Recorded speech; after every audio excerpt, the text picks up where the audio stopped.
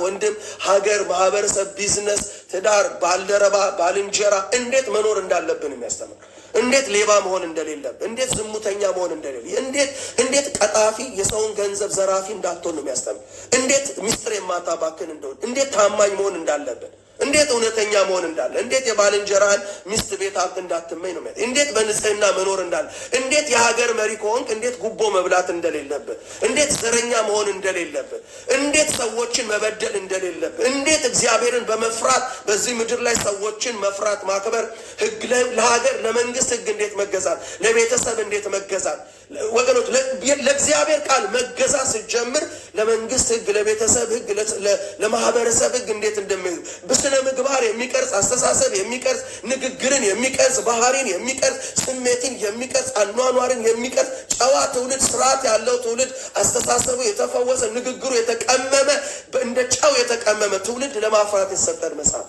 ይሄ መጽሐፍ ቅዱስ የተለያየ ቴዎሎጂ ቪዎችን ባይብል ኮሌጅ ገብቼ እስከ ፒኤችዲ ድረስ ስማር ያገኘሁት መገለጤ መጽሐፍ ቅዱስ ስማር ያገኘሁት ከዚህ ውጭ የተማርኩት ነገር የለም አለቀ መጽሐፍ ቅዱሴ ስማር የደረስኩበት መረዳትና መገለጤ ይሄ መጽሐፍ ቅዱሴን እስከ ፒኤችዲ ድረስ ስማር ያገኘሁት የዘላለም ህይወት የሚገኝበትን መንገድ አሳየኝ ያን የዘላለም ህይወት ከተቀበልኩ በኋላ በዚህ የተቀበልኩት ህይወት ውስጥ ይህንን መርህ እንዴት ከጎረቤቴ ከጓደኛ ከስራ ባልደረባ እንዴት በዚህ ዓለም ላይ እንዴት መኖር እንዳለብኝ እንዴት ለመንግስት እንዴት ለጎረቤት እንዴት አስተሳሰብ እንዴት ስሜት እንዴት ንግግሬ እንዴት ባህሬ እንዴት አካሄዴ እንዴት አነጋገድ ጉቦ እንዳልሰጥ ጉቦ እንዳልቀበል ሌባ እንዳልዋሽ እንዳላማ የሰው ሚስጥር እንድጠብቅ ሰው እንዳከብር ጎረቤት እንዳከብር ድሃን ሀብታምን ድሃን ብዬ በሀብት በስልጣን እንዳለኝ ለሰዎች አክብሮት ለሰዎች ፍቅር እግዚአብሔርን በመፍራት ሰውን መፍራት እግዚአብሔርን በመታዘዝ ሰውን መታዘዝ እግዚአብሔርን በመውደድ ሰውን መውደድን እግዚአብሔርን ወገኖች በመፈለግ ሰውን መፈለግን ያስተማረ መጽሐፍ ቅዱስ ነው። ሚሊዮን አይነት ቪው ፈልስፉ የተለያየ አይነት ዶክትሪን አስተምሩ የተለያየ አይነት ፊሎሶፊ አምጡ መጽሐፍ ቅዱስ መንግስተ ሰማይ ከመግባት ቀጥሎ እዛ ሄደ ስለምትኖረው ኑሮ አያወራም።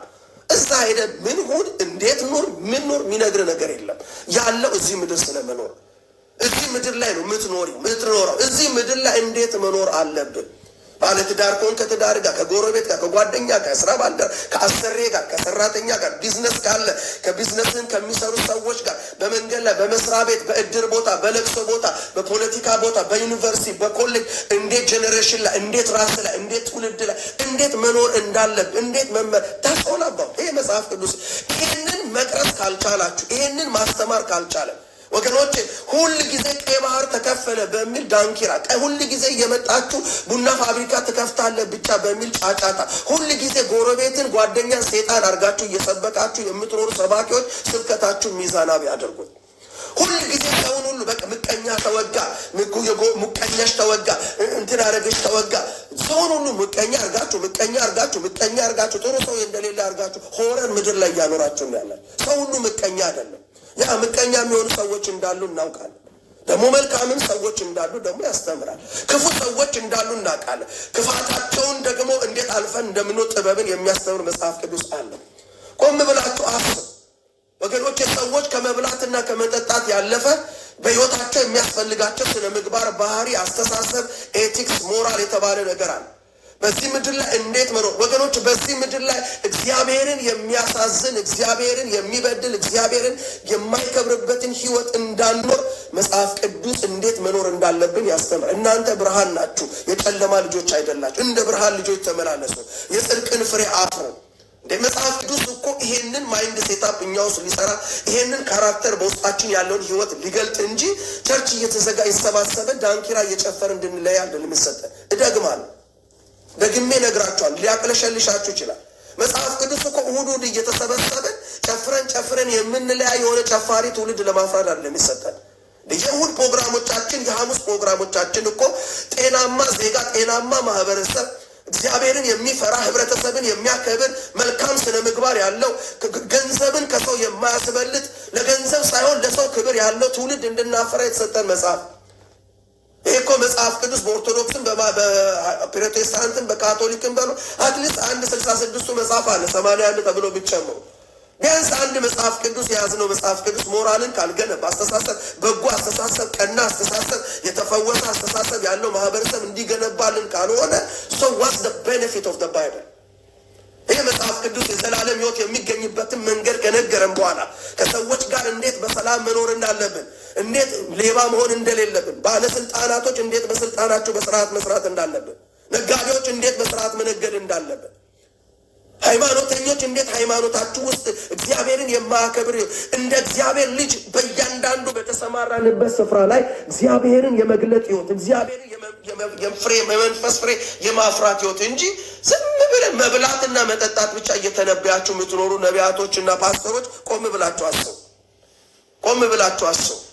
ቤተክርስቲያናችሁ ስብከታችሁን ሁለንተና ቢያደርጉ፣ ትምህርታችሁን ሁለንተና ያደርጉ። ሁል ቀን እየመጣው ኢየሱስ ተገረፈ፣ ጀርባው ተገረፈ፣ ኢየሱስ ጀርባው ተገረፈ፣ ኢየሱስ ጀርባው ተገረፈ ብሰብክ ግማሽ ሩብ ወንጌል፣ ሙሉ ወንጌል አይደለም። ሩብ ወንጌል፣ 1/3 ወንጌል አይደለም። መጽሐፍ ቅዱስ እንደሷ መጽሐፍ ቅዱስ እንዴት ከእግዚአብሔር ጋር እንዴት ካላመኑ ሰዎች ጋር እንዴት ካመኑ ሰዎች ጋር እንደምኑ 3 ዳይሜንሽን ነው ባይብል።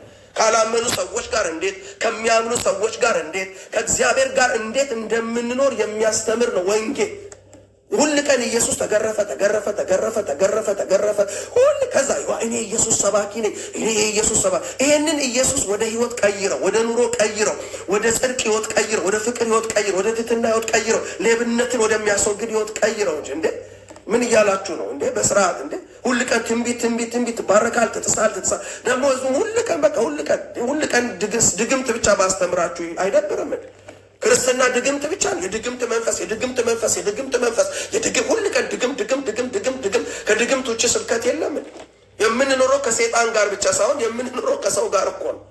ድግምት እንዳለ ሁሉ የድግምትን ስራ እንዴት እንደምናፈርስ እንማራለን። ከሰው ጋር ደግሞ እንዴት መኖር እንዳለብን እንማራለን። በስራችን ስፍራ ላይ እንዴት መታመን እንዳለብን እንማራለን። እንዴት በትህትና፣ እንዴት በፍቅር፣ እንዴት በቅንነት፣ እንዴት በጽድቅ፣ እንዴት በእውነት፣ እንዴት በታማኝነት እንዴት መኖር እንዳለብን፣ እንዴት ገዢዎች በአግባቡ እንድንገዛ፣ እንዴት ሰራተኞች በአግባቡ እንድንሰራ፣ አሰሪዎች በአግባቡ እንድናሰራ ይሄ መጽሐፍ ቅዱስ የሚያስተምር መጽሐፍ ወገኖች። ስለዚህ ከሰው ጋር ነው የምንኖረው እያልኳቸው። ከሰው ጋር በምንኖረው ህይወት ውስጥ አትሊስት ለኮሚኒኬሽን የሚጠቅሙ ጉድ ኮሚኒኬሽን ከሰው ጋር መልካም ግንኙነት እንዲኖረን የሚጠቅሙንን ለራሴ ብለን እንድንሰማ የሚያስፈልጋቸውን አንዳንድ እውነቶችን ለእኔም ለእናንተም ነው። በደንብ ስሙ። ዛሬ እኔ ይሄን ትምህርት ዛሬ ትምህርት 6 ላይ ነው ያለነው። ለእናንተ ላስተምር ብቻ እዚህ አልመጣው። I am learning with you። ከእናንተ ጋር የእግዚአብሔርን እውነት እየተካፈልኩ ነው ያለው። ቅዱሳን ወንድሞቼ እና እህቶች በትዕግስት ስሙ፣ ይጠቅማቸዋል። ኖት እያያዛችሁ ስሙ፣ ይጠቅማቸዋል። ወገኖች ትልቁ ሰይጣን ቤታችን ውስጥ ቁጭ ብሎ እኛ ወደ አየር ላይ ያለ ሰይጣን እየወጋል። አንዳንዱ ወገኖች ዶክተር ማይልስ ሙንሮ የእግዚአብሔር ሰው ሲናገር ሁሉ ጊዜ እንደዚህ ይላል። ይህን ንግግር እኔ የሰማሁት ለመጀመሪያ ከሱ ነው። ዶክተር ማይልስ ሙንሮ ዛሬ በሕይወት የለም። ስለ ፖቴንሻል የጻፈ ሰው፣ ስለ ቪዥን የጻፈ፣ ስለ ኪንግደም በተለይ ስለ እግዚአብሔር መንግስት በጣም መማር የምትፈልጉ ሰዎች የዶክተር ማይልስ መጽሐፍን ሂዱና ግዙና አንብቡ። ሲናገር ሁሉ ጊዜ እንደዚህ ይላል። the greatest enemy of humankind ይላል is not devil is ignorance ይላል። እደግማል። the greatest enemy of humankind is not devil is ignorance ይላል። ወገኖች የሰው ልጅ ትልቁ ጠላት ሰይጣን አይደለም፣ አለማወቅ ነው። መጽሐፍ ቅዱስ ሰው ገንዘብ ስላጣ ጠፋ አይልም። ሰው ወገኖች ሰይጣን ስላስቸገረው ጠፋ አይልም። ሆሴዕ 4:6 ላይ ህዝቤ እውቀት ከማጣት የተነሳ ጠፋ ይላል። ወገኖች የመጽሐፍ ቅዱስ ሰው ገንዘብ ማጣት ባሪያ ያደረገው ብቻ አይለንም።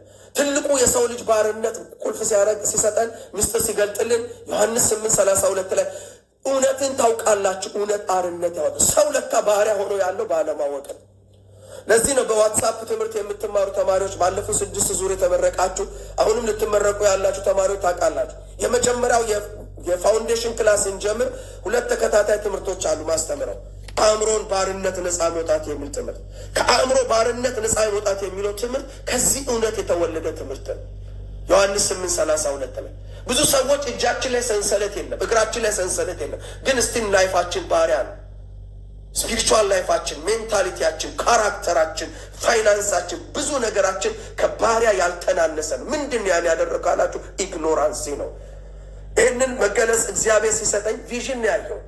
እጃቸው በብረት ያልታሰረ፣ እግራቸው በብረት ያልታሰረ፣ ነገር ግን እንደ ስሌቨሪዎች እጃቸውን ኋላ አጣምረው አጎንብሰው የሚሄዱ አብዛኛዎቹ በሃይማኖት ውስጥ ያሉ ሰዎች፣ በፖለቲካ ውስጥ ያሉ ሰዎች፣ ወጣቶች፣ እናቶች፣ የሁሉ አይነት ሰው ነጭ ጥቁር፣ ግን እጃቸው ላይ ብረት የለም፣ እግራቸው ላይ ብረት የለም፣ ግን አጎንብሰው የባሪያ አካሄድ ይሄዳሉ። ምንድን ነው ጌታ ሆይ ስለው ይሄ ህዝብ አለ እጁ ላይ ሰንሰለት የለም ይሄ